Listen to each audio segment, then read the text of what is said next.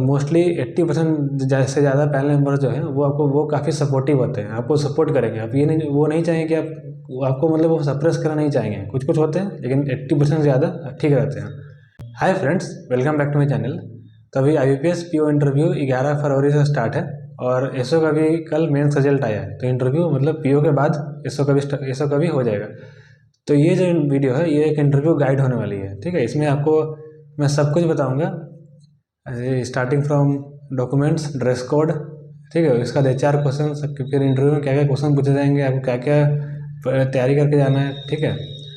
तो इस वीडियो को अंत तक देखिएगा और आपको सब कुछ क्लैरिफाई हो जाएगा इंटरव्यू के बारे में। तो चलिए वीडियो शुरू करते हैं। देखिए, मैं अपने बारे में बताऊँ तो मैंने RRB PO क्लर्क और IBPS PO clerk, FCI BIS जैसे एग्ज़ाम मैंने क्लियर किया हुआ है। और RRB PO और IBPS PO 2 इंटरव्यू मैंने दिया था और दोनों को ही मैंने क्लियर किया हुआ है। तो उसी का एक्सपीरियंस मैं इसमें आपको बताने वाला हूँ। सबसे पहले हम शुरू करते हैं डॉक्यूमेंट्स, ठीक है। डॉक्यूमेंट्स क्या क्या लगेगा, तो मैं रिकमेंड करूँगा कि आप मतलब एक लिखते जाओ, नोट करते जाओ, ताकि एक ही जगह आपको सारा इंटरव्यू का एक नोट डाउन रहे, ठीक है। तो जो डॉक्यूमेंट्स आपको लगेगा इंपॉर्टेंट डॉक्यूमेंट्स में, सबसे पहले आपका IBPS का एप्लीकेशन प्रिंट आउट, ठीक है। PO के लिए वो लिंक IBPS ने ओपन कर दिया है। एसओ का जब डेट आ जाएगा इंटरव्यू का तब आपका लिंक आ जाएगा। फिर उसके बाद कॉल लेटर इंटरव्यू का, जो कि PO का आ गया है, ठीक है। एसओ का भी डेट के बाद आएगा। फिर उसके बाद हो गया आपका 10th 12th ग्रेजुएशन, किसकी मार्कशीट और पासिंग सर्टिफिकेट, ठीक है। अगर आपने कुछ और भी बता रखा है जैसे PG वगैरह, तो वो सब उसका भी चाहिए आपको, ठीक है। मार्कशीट और पासिंग सर्टिफिकेट। यहाँ पे काफ़ी लोग पूछते हैं कि ग्रेजुएशन का अगर डिग्री नहीं मिला है तो क्या प्रोविजनल चल जाएगा, तो इंटरव्यू में चल जाता है, ठीक है। प्रोविजनल से आपका अभी अगर आपको डिग्री नहीं मिला, जैसे मान लीजिए आप लास्ट ईयर पास आउट है, तो डिग्री अभी तक हो सकता है नहीं आया हो, तो प्रोविजनल से काम चल जाता है, ठीक है। लेकिन जब आप ज्वाइन करोगे तो उस टाइम आपको डिग्री चाहिए होती है, ठीक है। तो इंटरव्यू के लिए कोई दिक्कत नहीं है, आपको प्रोविजनल ले जाना हो जाएगा, ठीक है। फिर उसके बाद आपका आधार, पैन, जो भी आइडेंटिटी डॉक्यूमेंट्स हैं, ठीक है, आपके फ़ोटोज़, ठीक है, ये सब कुछ एक मेन डॉक्यूमेंट्स है, ठीक है। जब आपके कॉल लेटर में ही एक चेकलिस्ट रहता है, उसमें आपके सारे डॉक्यूमेंट्स लिस्टेड रहता है। मेन डॉक्यूमेंट्स सही है 80-90%, ठीक है। किसी में कुछ 1-2 डॉक्यूमेंट एक्स्ट्रा लग सकता है, ठीक है। मतलब मेन डॉक्यूमेंट सही है, इसका आप पहले से प्रिपेयर कर सकते हैं, प्रिपेयर, ठीक है। फिर उसके बाद आते हैं ड्रेस कोड, ठीक है। ड्रेस कोड के देखिए, सबसे पहले अगर मैं बॉयज़ से शुरू करूँ तो आपका एक लाइट कलर का शर्ट, ठीक है, हाफ नहीं होनी चाहिए, फुल स्लीव, ठीक है। Dark colour pant, preferably black, ठीक है। ब्लैक शूज़, सॉक्स और ब्लैक बेल्ट, ठीक है। ये है मैंडेटरी ड्रेस कोड, मिनिमम इतना आपको वियर करना है, ठीक है। इसके अलावा आप टाई और ब्लेजर ऑप्ट कर सकते हो अगर आप चाहो तो, ठीक है, आपके ऊपर ही ऑप्शनल है, ठीक है। मैंने जब दोनों इंटरव्यू दिया था तो मतलब मेरा ड्रेस कोड था, ये देखिए, light pink shirt, black pant, black socks और शूज, ब्लैक बेल्ट, और मैंने टाई ऑप्ट किया था क्योंकि मेरे पास टाई था, ठीक है। तो इससे कोई दिक्कत नहीं है। वो अर्ली नवंबर था जब RRB PO का इंटरव्यू हुआ था, और जब IBPS PO का हुआ था मिड फरवरी, इसी टाइम था। तो ब्लेजर का जरूरत पड़ा ही नहीं वैसे, ठीक है। तो आप ऑप्ट कर पाओ तो ठीक है, नहीं तो कोई दिक्कत नहीं, ठीक है। ये हो गया बॉयज़ के लिए।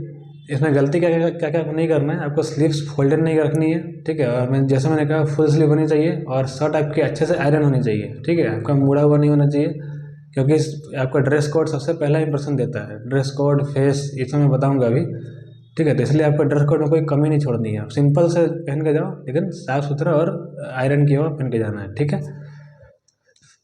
ये हो गया ड्रेस कोड बॉयज़ के लिए। गर्ल्स के लिए मैं बताऊँ तो आप कुर्ता पजामा, सलवार सूट, ठीक है, या फिर जैसे मैंने कहा शर्ट और पैंट ऑप्ट कर सकते हो, से लाइट कलर्ड शर्ट और ब्लैक कलर की पैंट, ठीक है। सेम मतलब शूज़, सॉक्स और बेल्ट, ठीक है। इसमें आपको क्या क्या चीज़ ऑप्ट करनी, मतलब देखना है कि अगर आप शूज़ नहीं पहन रहे तो सैंडल ही पहन सकते हो, ठीक है। बस वो आपकी हील्स नहीं होनी चाहिए, हाई हील्स वाली, ठीक है, ये वो भी चलेगा सैंडल, ठीक है। तब इसमें ड्रेस कोड का हो गया। इसके और कुछ जैसे मैं बताऊँ तो बॉयज़ के लिए जैसे एक क्वेश्चन रहता है कि क्या बियर्ड चलेगी इंटरव्यू में, तो देखिए अगर आप क्लीन शेव कर सकते हो, ठीक है, तो ये बेस्ट रहता है, प्रेफरेबल भी यही रहता है, ठीक है। लेकिन अगर आप चाहते हो कि दाढ़ी रखना, ठीक है, तो आप एक मिनिमम सी मतलब वेल शेप में ट्रिम करके जा सकते हो, ठीक है। मतलब बहुत ज़्यादा कोई ज़्यादा बड़े नहीं होने चाहिए, ठीक है, और वेल शेप में होनी चाहिए, तो वो भी चल जाता है, ठीक है। और गर्ल्स के लिए कोई बहुत ज़्यादा आपको मतलब मेकअप नहीं करना है, सिंपल से ही जाना है, ठीक है। तो ये हो गया। और बॉयज़ के लिए हेयर कट आपको सिंपल से रखना है, ऐसा नहीं कि आपका यहाँ तक बाल ही नहीं है, यहाँ से यहाँ इसके बाद बाल ही नहीं है, ऐसा नहीं, सिंपल सा हेयर कट आपको करा के जाना है, ठीक है। अभी सोचो कि आप एक ऑफिसर का इंटरव्यू देने जा रहे हो, चाहे वो पी हो चाहे एस हो, तो आपको एक एज ए ऑफिसर, ठीक है, बन के जाना है, ठीक है। ये हो गया ड्रेस कोड दोनों के लिए, बॉयज़ और गर्ल्स। कुछ अगर कुछ छूटा हो तो मुझे बता देना है कमेंट में, ठीक है। अब आते हैं इंटरव्यू प्रिपरेशन पे, ठीक है। इंटरव्यू प्रिपरेशन देखिए, दो दो आप इसको पार्ट में आप बांट सकते हो। एक होता है आपका नॉलेज वाइज, नॉलेज वाला प्रिपरेशन, ठीक है, बैंकिंग वगैरह। एक होता है आपका पर्सनालिटी, जिसमें आता है आपके ऊपर क्वेश्चन, आपके फैमिली वगैरह, एजुकेशन और HR क्वेश्चंस, ठीक है। पहले हम शुरू करते हैं नॉलेज वाला। तो नॉलेज पार्ट में क्या करना है, तो आप यूजुअली जैसे आप PO मेंस दे के आ रहे हो, SO मेंस दे के आ रहे हो, तो आपका नॉलेज वाइज ज़्यादा कुछ नहीं करना है, ठीक है। बस आप क्या करना है कि आपका जो जैसे पिछला 1 महीना, जैसे जब भी आपका इंटरव्यू है उससे पहले 1 महीना का आप थोड़ा करंट अफेयर्स का हेडलाइंस आपको पता होना चाहिए, ठीक है। और जैसे कि मेंस जैसे आपको डिटेल नहीं जानना है, बस सिंपल से आपकी मतलब हेडलाइन पता होना चाहिए, one liners will be enough, ठीक है। फिर उसके बाद आपका थोड़ा बहुत बैंकिंग टर्म्स आपका पता होना चाहिए, ठीक है। जैसे कासा क्या है, RBI के रेट्स क्या है, रेपो रेट, ठीक है, MSF, बेस रेट, ये सारे रेट्स क्या है और कितना चल रहा है एट प्रेजेंट, ये सब पता होना चाहिए। कॉमन बैंकिंग टर्म्स ज़्यादा आपको वो ज़्यादा एक्सपेक्ट नहीं करते हैं आपसे, ठीक है। लेकिन आपको कॉमन जैसे बैंकिंग में आ रहे हो तो कॉमन चीज़ें आपको पता होनी चाहिए, ठीक है। और SO में आपका जो प्रोफेशनल नॉलेज है उसके आपके मतलब बेसिक नॉलेज क्लियर होनी चाहिए। जैसे मान लीजिए आप BCA करके आ रहे हो, तो आपका BCA जितना भी ऑनर्स पेपर था और उसके ऊपर थोड़ा बेसिक आपको आइडिया होना चाहिए, ठीक है। तो ये और इसके अलावा अगर आप चाहो तो जैसे इंटरव्यू के 1 दिन पहले का न्यूज़पेपर पढ़ सकते हो, क्योंकि वो लोग पूछ लेते हैं कि न्यूज़पेपर आप पढ़ते हो, तो इसमें आप ना बोलोगे तो वो नेगेटिव हो जाता है, तो हाँ ही बोलना पड़ता है। और अगर हाँ बोलोगे तो फिर उसके बाद कुछ हेडलाइंस पूछ लेंगे कि आप बताइए आज या कल के मतलब हेडलाइंस क्या थी। तो ऐसे ही जब भी आपका इंटरव्यू हो, ठीक है, आप ऑफलाइन या ऑनलाइन जो भी न्यूज़पेपर के कुछ हेडलाइंस आप देख लेना, ठीक है। तो ये बाकी प्रिपरेशन तो आपकी हो ही रही है, आप मेंस दे के आ रहे हो दोनों के, तो उसमें कोई दिक्कत नहीं है। तो ये हो गया नॉलेज वाइज प्रिपरेशन, ठीक है। इसमें ज़्यादा कुछ नहीं है इसमें, ठीक है। मेन इसमें इंटरव्यू में आपका है पर्सनालिटी वाला प्रिपरेशन, ठीक है। इसमें आपको क्या क्या प्रिपेयर करना है, अपने बारे में आपको पूरा डिटेल पता होना चाहिए। पूरा डिटेल मतलब क्या, जैसे जब इंट्रोडक्शन दोगे आप, ठीक है, तो उसमें क्या क्या इंट्रोडक्शन देना है, आपका नाम, आपका शहर, कहाँ से बिलोंग करते हो, फैमिली बैकग्राउंड और आपका एजुकेशन बैकग्राउंड, ठीक है, इतना आपको पता होना चाहिए। आपको शहर के बारे में आपको पता होना चाहिए, ठीक है। ये बहुत बच्चे इसको मतलब नेग्लिजेंस में ले लेते हैं, बहुत हल्के में, लेकिन RRB भी मुझसे पूछ लिया गया था कि अगर मैं आपके शहर जाऊँगा तो मैं क्या क्या देख सकता हूँ वहाँ पे, क्या स्पेशल कुछ है वहाँ पे। तो मैंने ठीक ठाक बताया था, लेकिन सेटिस्फैक्ट्री नहीं था, ठीक है। जिसमें आप ये नहीं चाहोगे ऐसा कुछ बेसिक सा क्वेश्चन से आपका मार्क्स कम हो जाए, ठीक है। इसलिए आप शहर के बारे में, जो भी शहर है आपका, उसके बारे में आपको कुछ 2-3 फैक्ट्स, कुछ भी हो सकता है स्पेशल, कुछ वहाँ का फूड, कुछ मोनूमेंट, कुछ, ठीक है, कुछ भी हिस्टोरिकल प्लेस, कुछ भी हो सकता है। फिर उसके बाद आपको अपना फैमिली बैकग्राउंड पता होना चाहिए, आपके पेरेंट्स जो भी ऑक्यूपेशन में है उसके बारे में फुल डिटेल, कौन सा पोस्ट पे है, क्या काम होता है। फिर आपका एजुकेशन बैकग्राउंड, आपने खासकर ग्रेजुएशन में आपने जो भी सब्जेक्ट लिया हो, जैसे मैंने BCA लिया था, मुझे BCA के सारे ऑनर्स पेपर में मतलब मैं देख के गया था, और उसके बारे में थोड़ा बहुत बेसिक आइडिया जितना हो पाए मैं लेके गया था। तो उसी पर अगर आपको, ठीक, क्योंकि खासकर BCA और इंजीनियरिंग वाले में खासकर वो बहुत मतलब थोड़ा सा एक्स्ट्रा क्वेश्चन पूछ देते हैं, ठीक है। तो इस सब आपको थोड़ा सा पता होना चाहिए। फिर इसके बाद ये हो गया ये हो गया आपका एजुकेशन बैकग्राउंड हो गया। फिर उसके बाद आपका आता है HR क्वेश्चन। HR क्वेश्चन में क्या आता है, आपका स्ट्रेंथ, वीकनेस, ठीक है, आपकी हॉबीज़ क्या है, ठीक है। फिर जैसे आप मान लीजिए आपका बहुत गैप है, ग्रेजुएशन के बाद आपका 2, 3, 4, 5 साल जितना भी गैप है, तो उसको आप जस्टिफाई करने के लिए बोला जाता है, ठीक है। तो ये सब के लिए आपको क्या करना है, आपको टेंशन नहीं लेना। मैंने अब एक इंटरव्यू प्लेलिस्ट है मेरे चैनल पे, इंटरव्यू गाइड, ठीक है, उसमें आपको इन सबको HR क्वेश्चन के मैंने कवर करके रखा है, ठीक है। तो आप उसको वहाँ से देख सकते हो कि आपकी स्ट्रेंथ, वीकनेस आपको मोस्टली पता होती है सबको, लेकिन अगर नहीं पता है तो आप कैसे उसको बना के ईजिली जस्टिफाई कर सकते हो। सेम हॉबीज़ भी, अगर नई हॉबीज़ है तो ठीक है, नहीं भी है तो कैसे एक हॉबीज़ आप क्रिएट कर सकते हो। सिमिलरली जस्टिफाई कैसे करना है एज वाला, सॉरी गैप वाला, ठीक है, कि इतना गैप क्यों था, ठीक है। तो ये सब और इंट्रोडक्शन कैसे आप इंट्रोड्यूस करोगे अपने आप को, ये सारा कुछ मैंने कवर करके रखा है, ठीक है। आप यहाँ पे देखना इंटरव्यू गाइड, ठीक है, उसमें आपको सब कुछ दिखेगा, ठीक है। तो हो गया, उसमें उस प्लेलिस्ट में दोनों इंटरव्यू एक्सपीरियंस शेयर किया हुआ है, ठीक है, उससे आप देखना। और ये गारंटी है कि अगर आप उस प्लेलिस्ट के सारे वीडियो देख लोगे तो आपको इंटरव्यू का एक थोड़ा नॉलेज हो जाएगा, ठीक है। कैसा एक इंटरव्यू होता है, क्या क्या आपको उसमें फॉलो करना है, dress code, documents, HR question कैसे करने हैं, और नॉलेज वाइज क्वेश्चन कैसे करने हैं, ठीक है। तो ये हो गया सारा क्वेश्चंस का कवर, सारे क्वेश्चन हमने कवर कर लिया। मेन यही क्वेश्चन रहते हैं, ठीक है।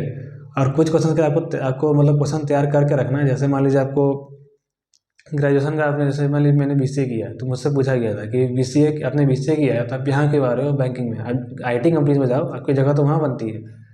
तो ऐसा ही अगर कोर्स आपका कोई टेक्निकल है, ठीक है, BCA हो गया, इंजीनियरिंग हो गया, ऐसा कुछ, तो फिर आपको भी ऐसा कुछ क्वेश्चन आने का बहुत ज़्यादा चांस है। इसके लिए आप भी तैयार होकर जाना, ठीक है, एक आंसर आप बना लो, फिर ठीक है। तो ये सब कुछ क्वेश्चन आप अपने से देख लेना। ये मतलब ये तो मैंने जनरल क्वेश्चन बता दिए, फिर अपने ऊपर जैसे आपका ग्रेजुएशन कुछ डिफरेंट कोर्स है, आपका शहर कुछ या फैमिली बैकग्राउंड कुछ अलग है, तो ठीक है, उसके आधार पे आप देख सकते हो। फिर आप कहीं से जॉब करके आ रहे हो तो आप क्यों छोड़ के आ रहे हो, ठीक है। ये सब कुछ मेन क्वेश्चन जो वो पकड़ लेते हैं। काउंटर क्वेश्चन काफ़ी पूछे जाते हैं ये सब को मेन क्वेश्चन में, तो इसलिए आपको ये सब को अच्छे से प्रिपेयर कर जाना, मिस नहीं करना है, ठीक है। ये मैं एक अच्छी बात बता दूं, अगर आप नॉलेज वाली क्वेश्चन, जैसे मान लीजिए बैंकर्स को कुछ क्वेश्चन पूछ दिया उन्होंने, आपको नहीं पता है, तो इससे कुछ नहीं होगा, आप इजीली सॉरी बोल के आप स्केप कर सकते हो। लेकिन अगर आपको जैसे आपके बारे में या एजुकेशन बैकग्राउंड के बारे में अगर आपको नहीं पता है, वो उन्होंने पूछ दिया आपको नहीं पता, तो ये आपका नेगेटिव चला जाता है, ठीक है। इसके मतलब आपको मार्क्स कम हो जाएंगे। तो ये इसलिए आप अपने बारे में और फैमिली एजुकेशन के बारे में आपको बिल्कुल भी कमी नहीं छोड़ना है, ठीक है। तो ये हो गया इंटरव्यू के कुछ मतलब मेन क्वेश्चंस वगैरह जो लोग पूछ सकते हैं, ठीक है। मुझसे काफ़ी पूछा गया था, आप देखना मेरी वीडियोस एक्सपीरियंस वाली। अब मैं आपको बताऊँ कि इंटरव्यू वाले दिन आपको कैसे इंटरव्यू में आपको रहना है, ठीक है, कैसे आप इंटरव्यू दोगे, ठीक है। तो आपको जैसे पैनल मेंबर्स के पैनल के बाहर आपको बैठाया जाता है। जैसे आपका नंबर आएगा तो आप एक बजर बजेगा, ठीक है। आपको उसमें आपको डोर नॉक नहीं करना, क्योंकि आपको ऑलरेडी बुलाया जा रहा है, ठीक है। तो उसका क्या करना है, तो ये आप धीरे से गेट खोल के आप पूछोगे मे आई कम इन मैडम या सर, जो भी आपको सबसे पहले दिखेंगे, ठीक है। जनरली 4 या 5 पैनल मेंबर्स होते हैं, एक या 2 फीमेल, बाकी मेल मेंबर्स, ठीक है।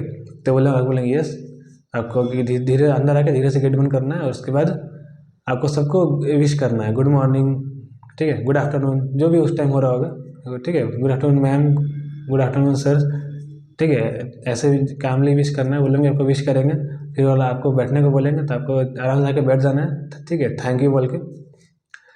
उसके बाद आपका भाई आपका इंटरव्यू स्टार्ट होगा। उनका ऑलरेडी आपका सारा जो डॉक्यूमेंट्स है वो उनके पास रहता है, आपके बारे में पूरा डिटेल उनके पास रहता है, ठीक है। फिर भी आपको पूछेंगे आपके अपने बारे में बताइए, ठीक है। तो इसे आपको बताना है नॉर्मल सा, ठीक है। कुछ की पॉइंट्स जो मैं बताना चाहूँगा, ठीक है। एक इंटरव्यू में हमेशा मतलब जैसा क्वेश्चन नहीं आता है, ठीक है, तो आप कभी भी तुक्के मत मारो या गलत आंसर बना के मत बोलो, ये आपका बहुत निगेटिव चला जाएगा, ठीक है। ऐसा कि मार्क्स 100% कम होगा, ठीक है। अगर आपको नहीं आता है आप इजीली मतलब बोल सकते हो कि सॉरी सर, मुझे इसका आइडिया नहीं है, मैं इसको ज़रूर पता करूँगा, ठीक है। मेरा RRB इंटरव्यू एक्सपीरियंस देखना, मतलब 5 क्वेश्चन मुझसे पूछा गया था, मैंने 2 ही का आंसर दिया था, मतलब मेरा ये ग्रेजुएशन बैकग्राउंड से, ठीक है। फिर भी मेरा हो गया, ठीक है। बाकी का मैं सॉरी सॉरी बोल के ही निकल गया, तो ये फिर भी मेरा हो गया। तो इसलिए मैं कह रहा हूँ कि गलत आंसर आपको नहीं देना है, ठीक है। नहीं आता है कोई दिक्कत नहीं, इसमें आपकी फॉल्ट नहीं है, लेकिन गलत आंसर आप आंसर बना के गलत बोल रहे हो तो इसमें आपकी फॉल्ट हो जाती है,